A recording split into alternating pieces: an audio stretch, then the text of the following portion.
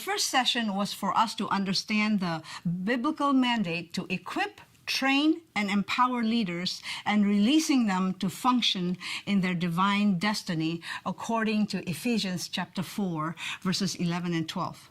Once we understand this biblical mandate, we have to find the right people on the bus, as Jim Collins calls it, and actually begin the process of training.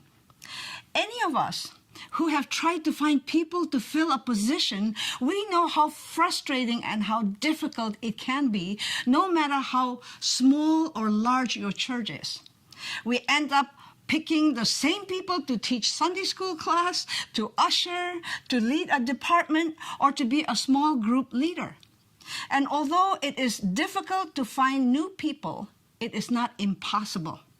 We just need to know where to look and how to look. Let's first talk about number one, where to look.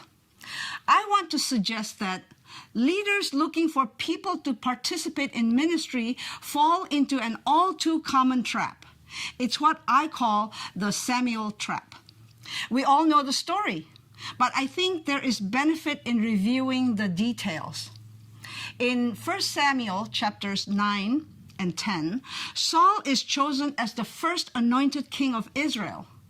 By the time we get to chapter 15, God tells Samuel that he regrets making Saul king. So God rejects Saul as the future king of Israel. Now, it is at this point we can see the so-called Samuel trap developing. In 1 Samuel chapter 16, God instructs Samuel to go to the house of Jesse and anoint a new king, since Saul had been rejected by God. But God did not say which son. So, in verse 6, Samuel sees Jesse's oldest son, Eliab, and to him it was obvious. Aha! Eliab was the one. So he says, surely the Lord's anointed is before him. Samuel made the mistake of judging Eliab based on his appearance. But we know that Eliab nor any of Jesse's other sons presented were God's choice. God had a man in mind, different from Samuel's or Jesse's expectation. Man's choice picks those with charm. God's choice picks those with character. Thomas Paine once said, reputation is what men and women think of us. Character is what God and angels know of us. And we see that God knew David's heart and character. The youngest, the almost forgotten son, the one that was not even considered among Jesse's sons to become the next king. The Samuel trap is this. We survey our congregation. We see the obvious people with what we believe to be the anointed ones. But we ignore the Davids sitting way in the back row. The Samuel trap is looking for the obvious, but missing the perfect person for the position, because we think Eliab looks promising. I once heard someone say, don't be like Samuel by looking for the good-looking, the noticeable, the prominent, or even the most charismatic. People look at the outward appearance, but the Lord looks at the heart. 1 Samuel chapter 16, verse 7. So, from the very beginning of our search, we must consciously look for the Davids. They may be quiet. They may not voice much. They may even be shy. The important thing to remember is that leadership skills can be developed and honed, but the heart is something quite different. However, having said all that, it does not answer the question, which leads me to number two, how to look. How do we find the right person or people? To answer that, let's shift our illustration. When Jesus called us to be fishers of men, think about the Mid-Eastern culture and fishing with a net. The title of this session is called Use a Large Net with Small Holes. The idea is this. A small net catches a limited amount of fish, which is what I think Samuel did. He started out by limiting his catch. He assumed the obvious. that Eliab was God's choice because he resembled and had King Saul's qualifications.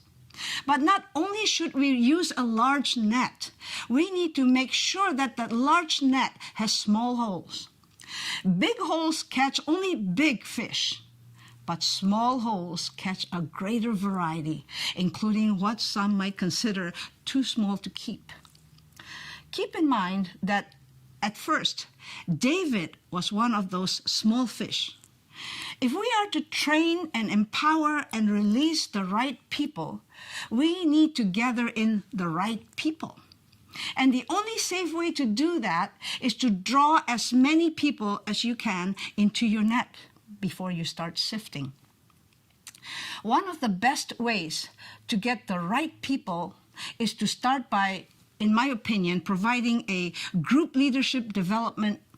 And a group leadership development is to offer a methodical, and I'll talk about that later, a methodical open enrollment program.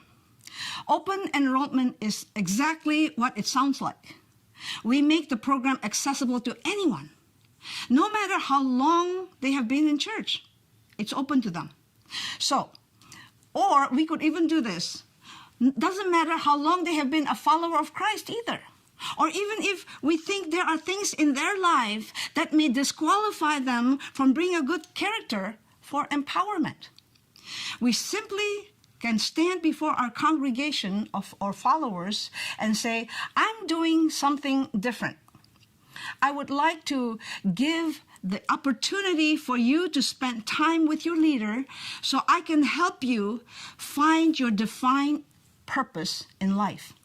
And whether you have been here 50 years or you have been here 5 months, you're welcome to come. Now, I understand this sounds risky, and on some levels it can be.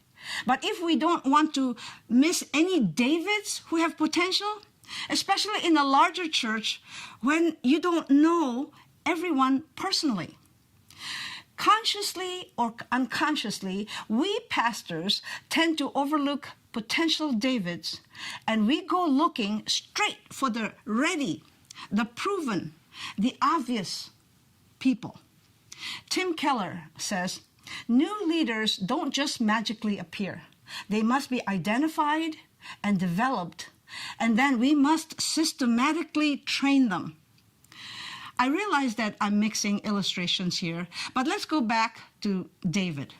Cream always rises to the top. When you open the door for group development, you are allowing your hidden Davids to become visible. And until they are visible, they will not be utilizable. As Tim Keller says, they must be identified first. Allow me to unpack the process in a little more detail. First, we offer mass development. Perhaps we do a 4 to 6 week class. Then be aware of who was there every week, who was there on time, who comes prepared every week, who engages in the discussions, who seems to absorb your every word, who asks questions and may even respectfully challenge something that you said. It will become clear those who are teachable, who are excellent in following leaders, who are not complainers, who are reliable, those who have love for others and have evidence of a changed heart and a changed life, and those who have a servant's heart. On the other end of the spectrum, there will be those who will fall off after a week or two, or those who come to the class out of obligation because their pastor invited them. But it will become clear that they are not fully engaged. Over those 4 to 6 weeks, you are going to see some people in ways you have never seen them before. The cream begins to rise. Be realistic, though. You have to do 2 or 3 open enrollment classes to find all the right people. But with a large net and small holes, you will find them. And in the next session, we will discuss what to do after the open enrollment classes are concluded.